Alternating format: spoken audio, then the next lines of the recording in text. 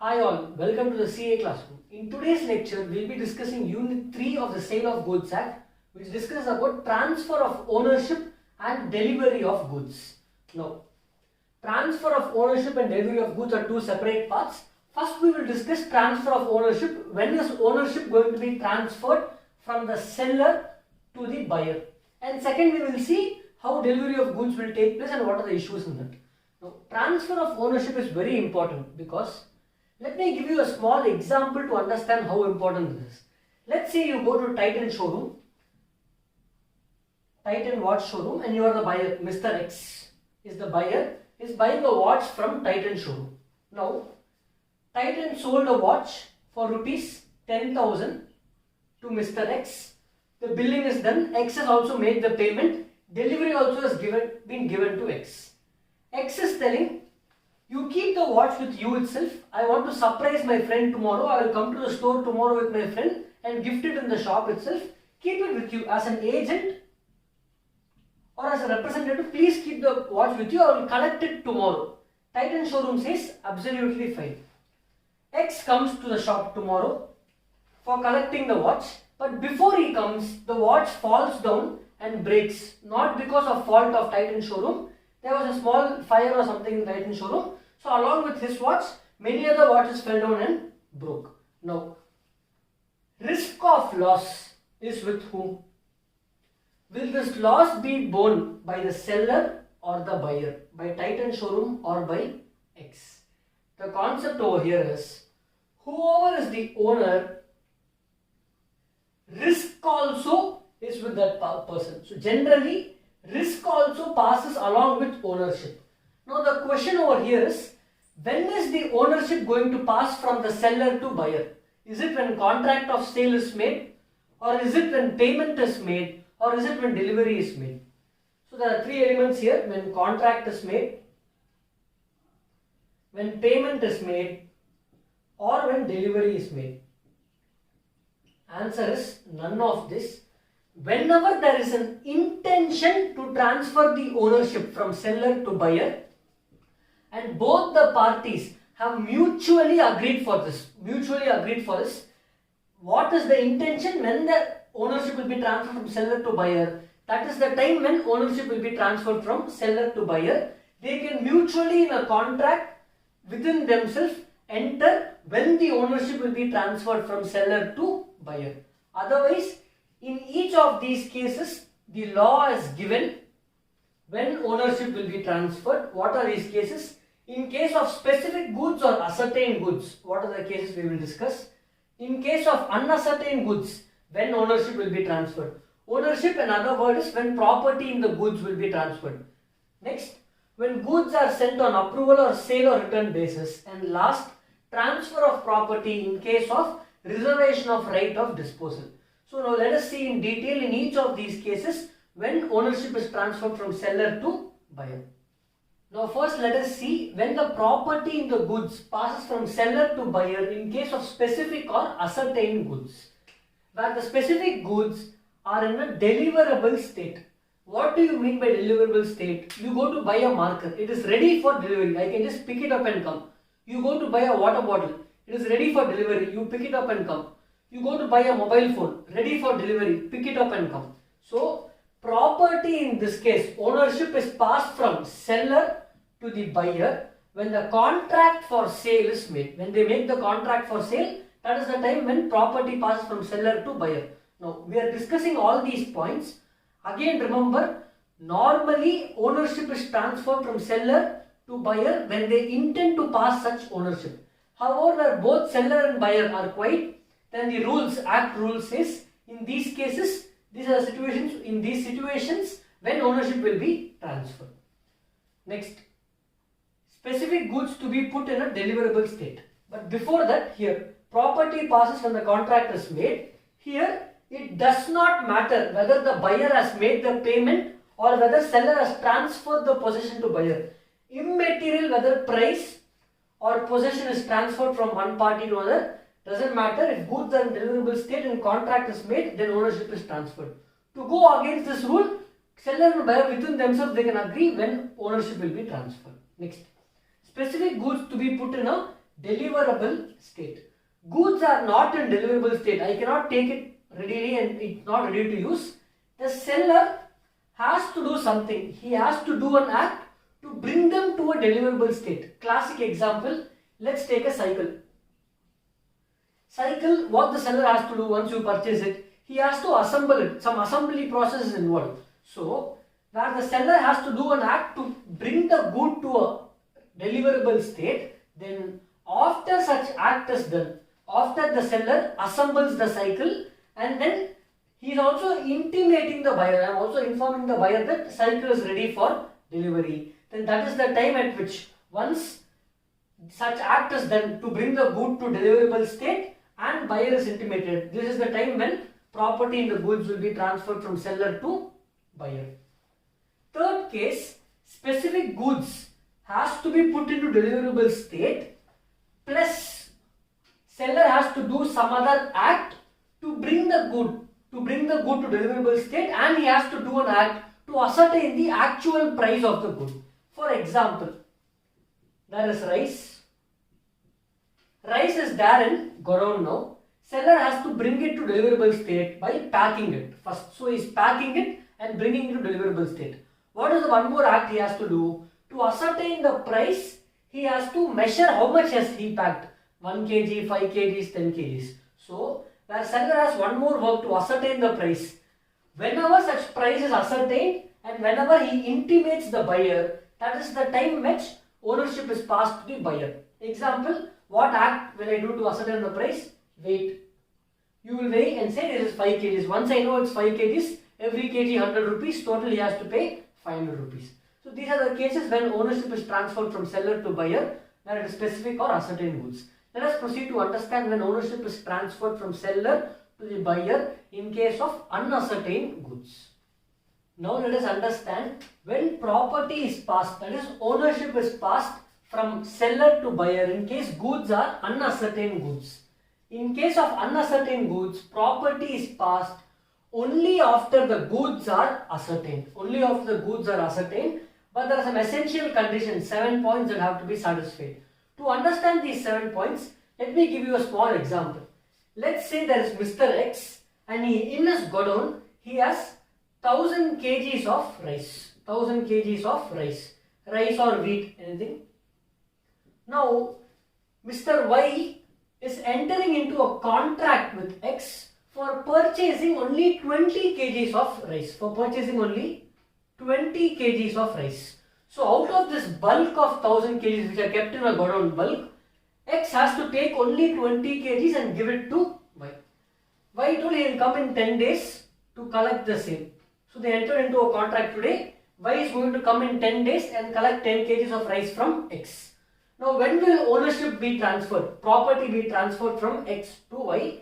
Goods are unascertained because there are 1000 kgs. Out of this 1000, 20 will be given to Y. When will ownership be transferred? When the goods are ascertained.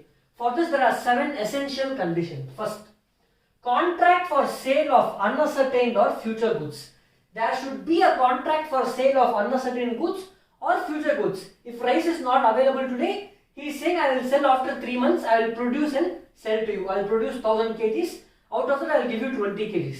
So first condition is satisfied. There is a contract for sale of unascertained goods, 1000 kgs. Next, goods to conform with description or quality. There is different quality of rice.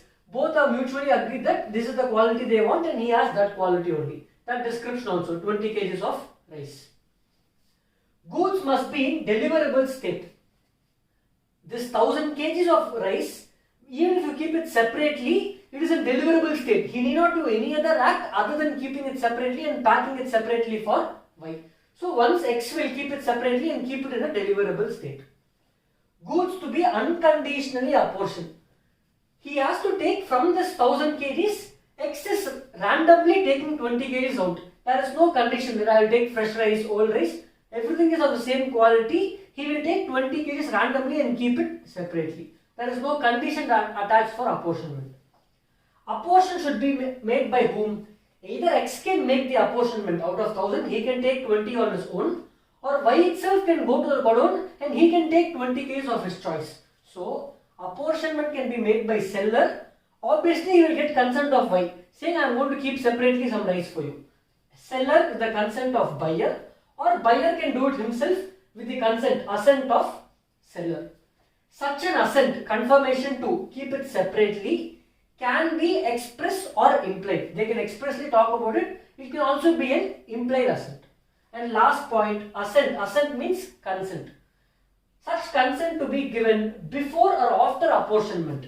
Either before I take it out, you will get permission of Y, or after taking it out separately also, you are getting ratification. I have taken it out separately, I am okay with this. Y will say okay. So if all these 7 points are met, property passes only after goods are ascertained.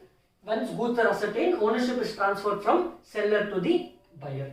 Also, where the seller delivers the goods to a carrier, transport agent, without reserving right of disposal, then the minute you deliver it to the carrier itself, automatically it is deemed that goods have been ascertained.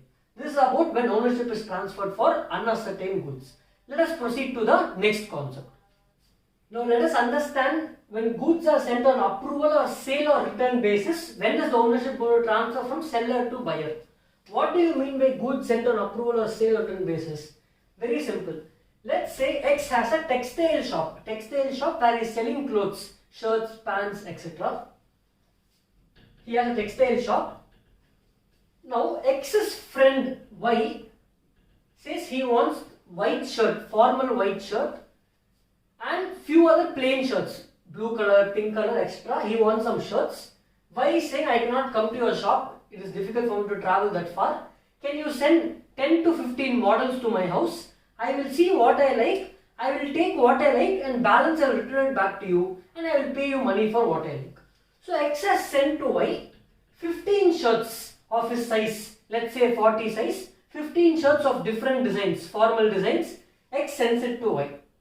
Both are friends. Now, when is ownership transferred? Goods sent on approval or sale or return basis. First case, Y receives 15 shirts. He likes 5 shirts. He is returning 10 shirts. So, Y is signifying his approval or acceptance. He replies back to X within a week or 10 days after seeing the designs, saying that 5 shirts he is going to buy, 10 shirts he is going to return. So for these 5 shirts, whenever he is giving his approval, either on WhatsApp or call, that I am going to take 5 shirts, at the minute he gives the approval or his acceptance, property is passed, ownership is passed from seller to buyer. No issue once, if Y is communicating back how many ever he wants, then it's fine. Second case, does not signify approval or acceptance, does not signify, he received 15 shirts, he is keeping quiet. 5 days over, 10 days over, 15 days, 1 month, 2 months, 3 months are over. X also is not hearing back from Y. Y is also not replying to X. What happens then?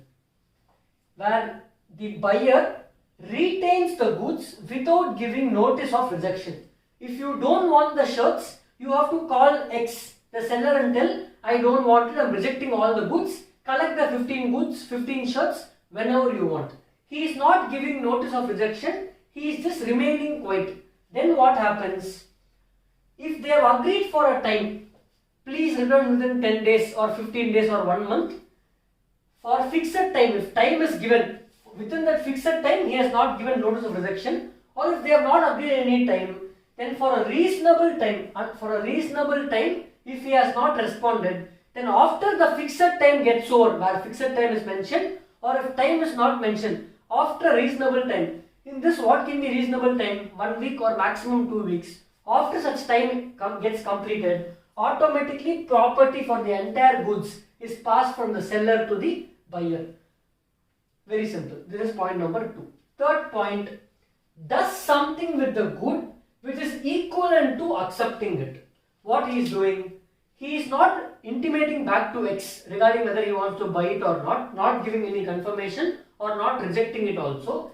But instead what Y is doing, for a dinner after 10 days, X, Y and their family are meeting, or X, Y and their other friends are meeting.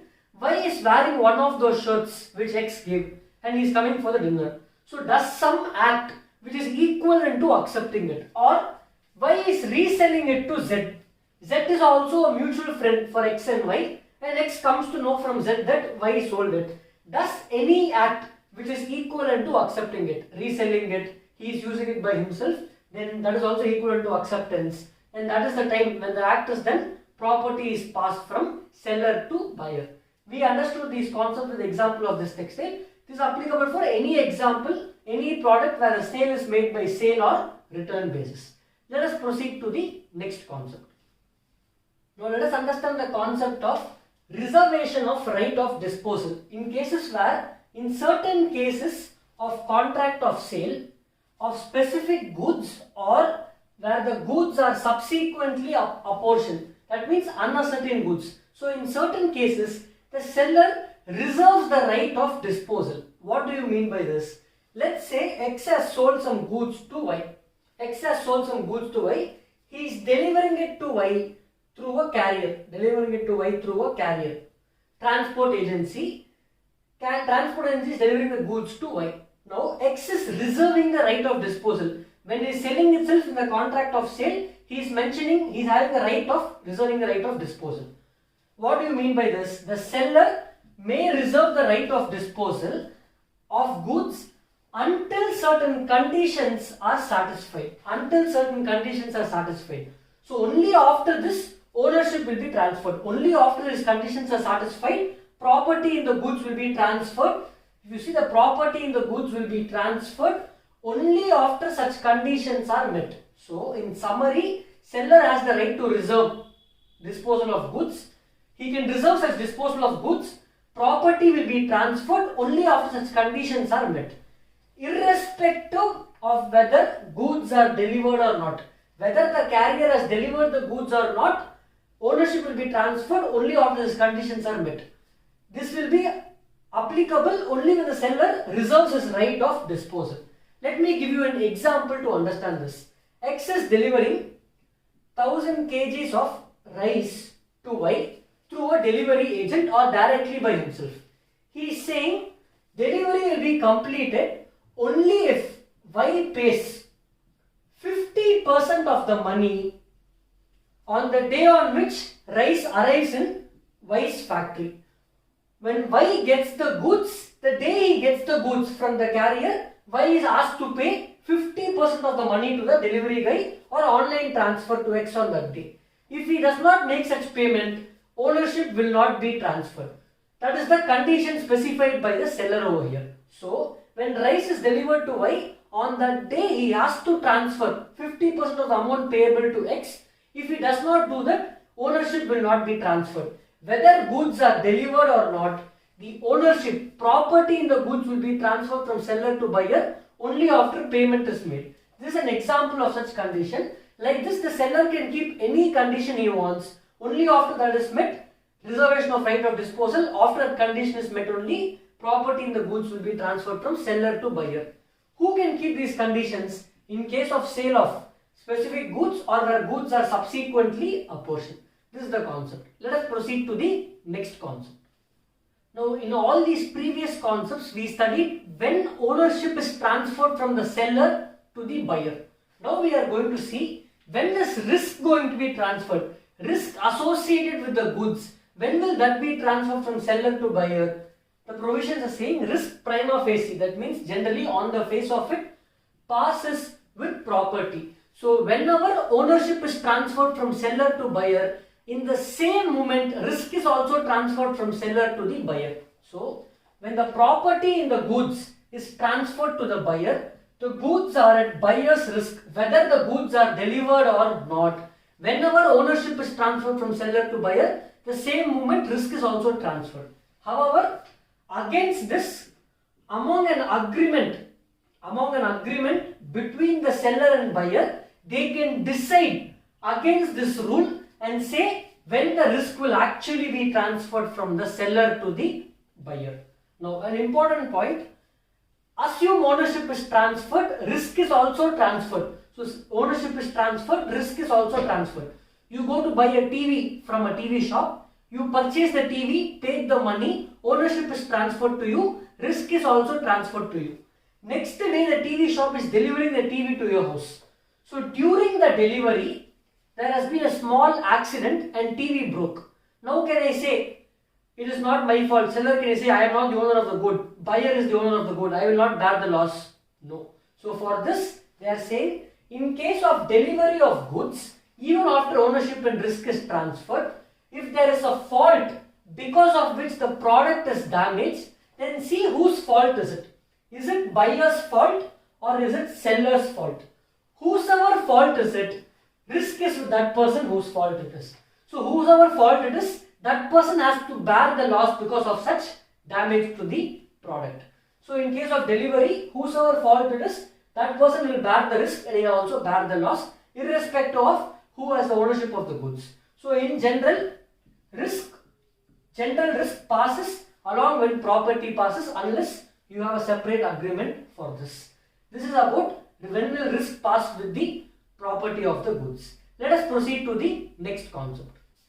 Now let us discuss about transfer of title. Title meaning who can transfer the title, good title in good, to another person. There is a Latin maxim which says nemo dat quod non habet, which means no one can give what he has not got. So if I don't have title for a good, I cannot transfer it to somebody else. That is the basic principle. Only if I have a good title, I can transfer the title to another subsequent buyer. However, for this rule, there are some exceptions. What are those exceptions? First, sale by a mercantile agent. There is a principle, there is an agent appointed in ordinary course of business, but the principal has appointed agent only for doing some administrative work, and he has not given the agent right to sell the goods. However, the agent has sold the good to Mr. X, third party, and the third party, Mr. X, had purchased them in good faith, then X will get a good title for these goods. All the points let me explain by giving an example. Sale by one of the joint owners. Let's say A, B and C are jointly owners of a car. B and C only have the right to sell the car, but A is currently having only the possession of the car. Now A is selling this car to Mr. X without getting consent of B and C. X also in good faith has purchased the car from A. Then X will get a good title for such goods. Sale by person in possession under a voidable contract. Let's say X has threatened Y under coercion or undue influence. He has threatened Y and taken his mobile phone, let's say iPhone 12, which is worth close to 1 lakh. He has purchased for just 10,000 due to coercion. Now any contract entered into coercion or undue influence becomes what? Becomes a voidable contract. Now Y can avoid this contract, but before Y can act, what X has done? He has sold this to Z. Say let us say he has sold this to Z for 70,000 rupees. Now will Z get a good title? Absolutely yes. Because Z did not know that X got this by in coercion and voidable contract. Z purchased in good faith, so he will get a good title. Sale by unpaid seller. Concept of unpaid seller is explained in Unit 4 of Sale of Goods Act. Link is there in the description of this video. So unpaid seller can resell the goods. We have discussed in detail when can unpaid seller resell the goods. So in those cases, whenever unpaid seller resells the goods, that subsequent buyer will get a good title. Sale by person who has already sold the goods but continues to be in possession of the goods. Let us say I sold a watch to my friend. He paid the money. I have also transferred ownership to him. But I am still keeping the possession with me. He told he will take it tomorrow. Before that, I found a new buyer who is ready to pay extra 10,000 rupees for this watch. So I sold it to that person. Then the new person will get a good title.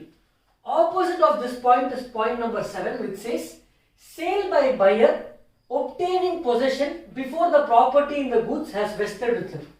Let's say I have purchased a TV from Vivek showroom, one of the showroom which is selling electronic products. I purchased the TV. I still haven't paid the money and ownership is still not transferred to me. Maybe in the next 1 week I will make the payment and ownership might come to me. But before that, I have sold the TV to somebody else. Then the new person will get a good title for those goods. Next, effect of estoppel. Let me give you a small example for this. Let's say X, there are two parties, X and Y.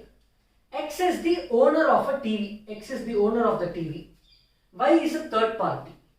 Z, who is friend of X, in front of X itself, in front of X and Y, all three are in the same room. Z is telling Y, this TV belongs to me, acting as if the TV belongs to him. And X does nothing to stop his actions. Later, next day, when X is not there, Z has sold this TV to Y for rupees 10,000.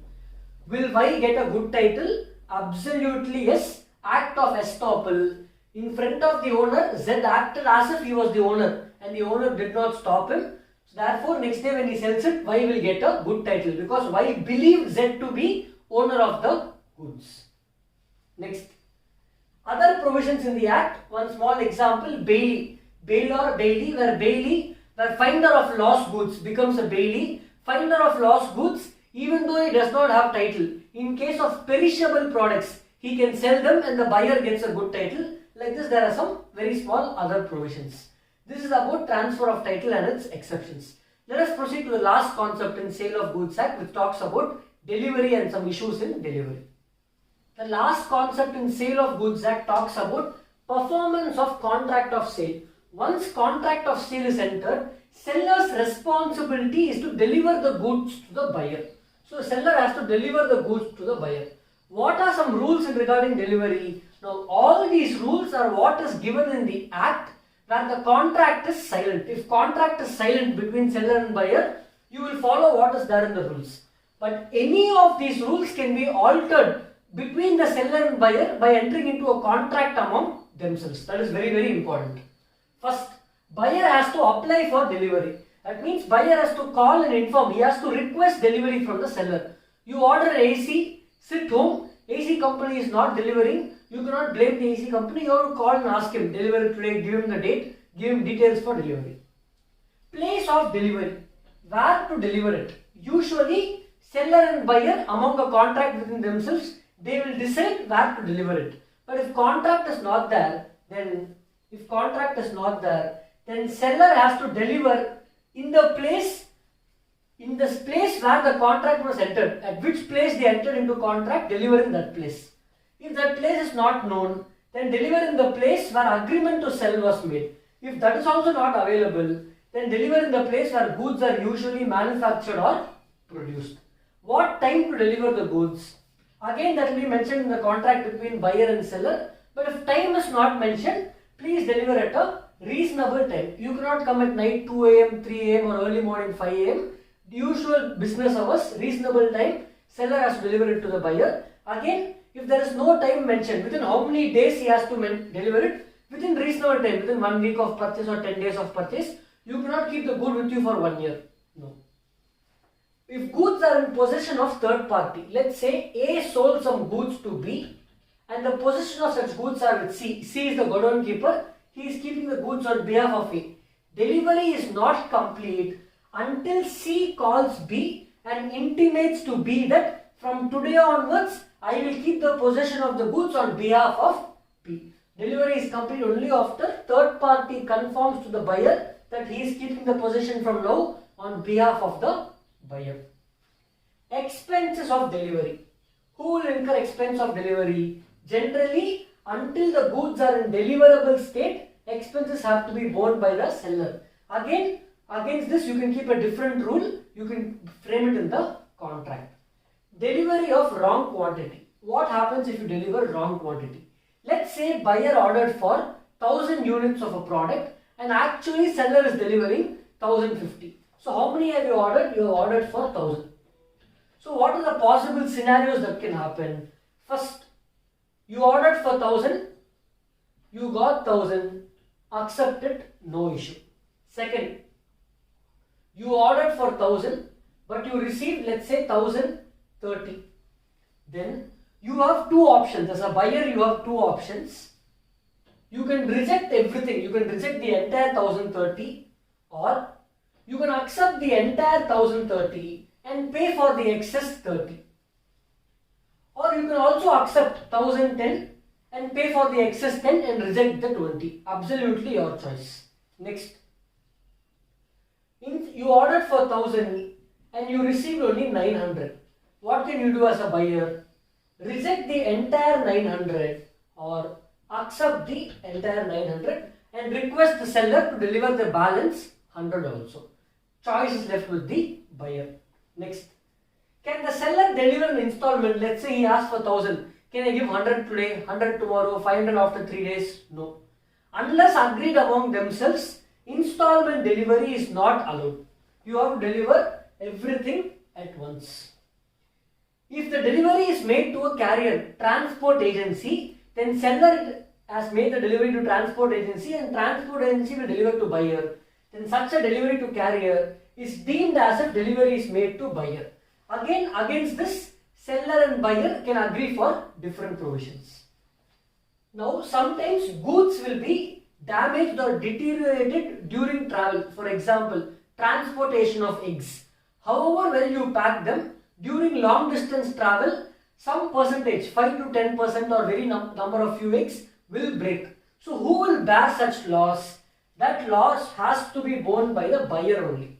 However, what is important is, such a deterioration is incidental to travel and it is normal whoever is going to deliver it.